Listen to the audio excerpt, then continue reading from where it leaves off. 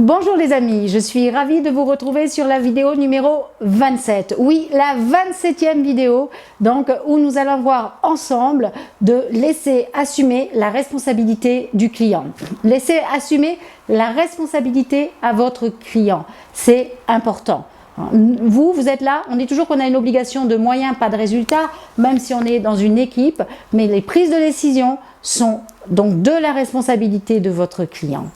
Qui je suis? Je suis Brigitte Fayet, coach, consultante, formateur, infopreneur, conférencière et la fondatrice de ABC Programme, Advanced Business Coaching, le coaching autrement avec une équipe de folie.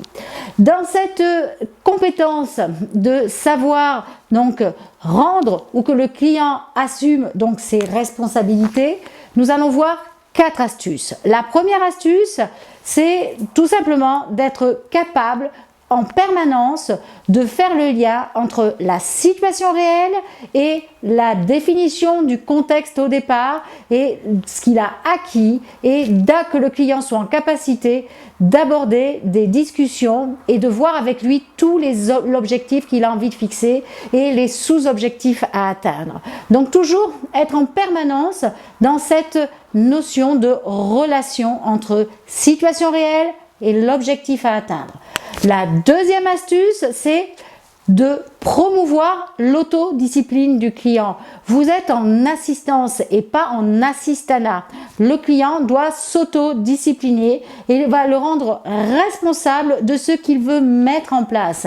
Il faut aussi qu'il prenne conscience que chaque action va générer des conséquences et des résultats. Donc cette notion aussi, c'est quelque chose à bien mettre en place et lui faire comprendre que s'il y a des choses qui ne changent pas, son présent sera le futur de ce qu'il pose maintenant. Le présent d'aujourd'hui est égal aux actions qu'il a posées dans le passé. Donc ça aussi, ce sont des choses très importantes. La troisième astuce, c'est aider votre client à développer cette aptitude à prendre des décisions. Qu'il ne soit pas, je ne sais pas, qu'est-ce que vous en pensez? Non, c'est lui qui doit être en capacité de prendre des décisions, de résoudre ses problèmes vitaux et de promouvoir son propre développement. Votre client doit être complètement autonome. Il doit vraiment développer cette autonomie, cette responsabilité, ce niveau de confiance en soi. Il vient vous voir et au bout, il doit être en capacité de pouvoir s'auto-coacher.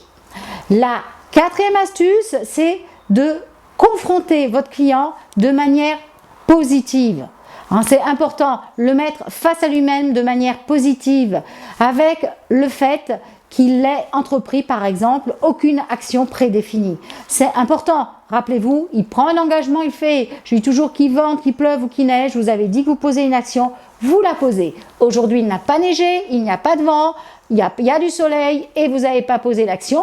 Ok, donc qu'est-ce qu'on fait? Manière positive, toujours.